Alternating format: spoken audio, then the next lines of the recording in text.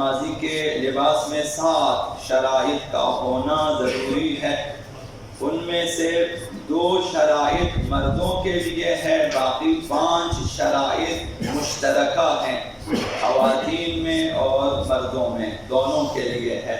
وہ جو مشترکہ شرائط ہیں ان میں یہ ہے کہ نماز گزار کا لباس جو ہے واجب مقدار میں بدن کو چھپانے والا ہو۔ مردوں کے لیے واجب مقدار اور ہے، خواتین کے لیے واجب مقدار اور ہے۔ مردوں کے لیے ناف سے زانوں تک چھپائے بہت ہے، یہ بہتر ہے، اور جو ہے شرم کے مقامات کو چھپائے یہ واجب ہے، اور اس سے بہتر ہے کہ جو ہے شائستہ لباس ہو، جس طرح عام شائستہ افراد پہنتے ہیں، یہ مردوں کے لیے۔ خواتین کے لیے سر سے پیر تک چھپانے والا لباس ہونا چاہیے، ماں سوائے چہرے کا دائرہ جو وضو میں دھویا جاتا ہے، کلائیوں تک ہاتھ اور جو ہے ٹخنوں تک پیر، یہ جو ہے مستثنیٰ ہے، اور ٹخنوں تک بھی اس شرط کے ساتھ کہ نامحرم نہ دیکھ رہا ہو، ورنہ پیروں کا بھی چھپانا واجب ہے ٹخنوں تک۔ باقی دونوں ہاتھ کلائیوں تک اور چہرے کا دائرہ یہ واجب نہیں ہے۔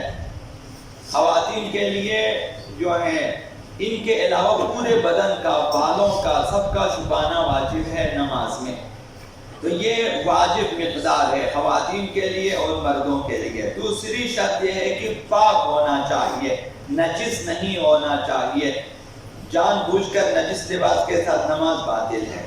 تیسری شرط یہ ہے کہ مشترکہ احتیاط واجب کے مباح ہونا چاہیے، لباس غصبی نہ ہو، لباس یا اپنا ہو یا کسی اور کا ہو تو آپ کے لیے استعمال کی اجازت ہو، یہ مباح ہے، غصبی نہ ہو، چوری سے حاصل کردہ نہ ہو مثلا، یا کسی کا لباس بغیر اجازت کے نہ ہو، یہ تیسری شرط ہے۔ چوتھی شرط یہ ہے کہ مردار کے اجزاء سے بنا ہوا لباس نہ ہو۔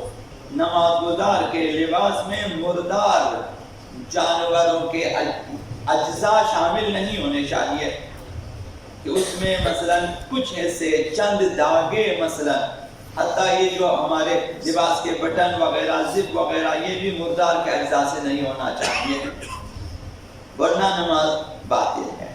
اور جو ہے 5ویں شرط یہ ہے مشترکہ شرائط میں سے حرام گوشت کے اجزاء شامل نہیں ہونی چاہیے، جیسے بلی حرام گوشت ہے، بلی کے بال شامل نہ ہوں مثلا، اسی طرح سے بھیڑیے مثلا، اسی طرح سے چیتے، شیر اور اس قسم کے جتنے بھی حرام گوشت جانور ہیں، اور ان کے اجزاء بھی شامل نہیں ہونی چاہیے نماز گزار کے لباس میں۔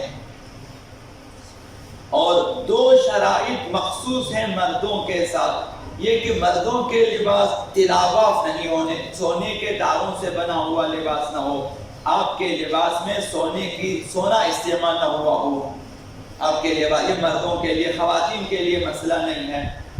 اور اسی طرح سے خالص ریشم کا بھی نہ ہو مردوں کا لباس، خواتین کے لیے پرواہ نہیں ہے، مردوں کا لباس خالص ریشم کا نہیں ہونا چاہیے۔ یہ 2 شرائط مردوں کے لیے مخصوص ہے۔ عمدن نجس لباس کے ساتھ نماز پڑھے تو نماز باطل ہے، اسی طرح سے عمدن نجس بدن کے ساتھ بھی نماز پڑھے تو نماز باطل ہے، اور عمدن غصبی لباس کے ساتھ نماز پڑھے تو نماز باطل ہے۔ حضرت آیت اللہ مکارم شیرازی نے فرمایا لباس کا بٹن یا داغا بھی اگر غصبی ہو نماز جو ہے باطل ہے، جائز نہیں ہے۔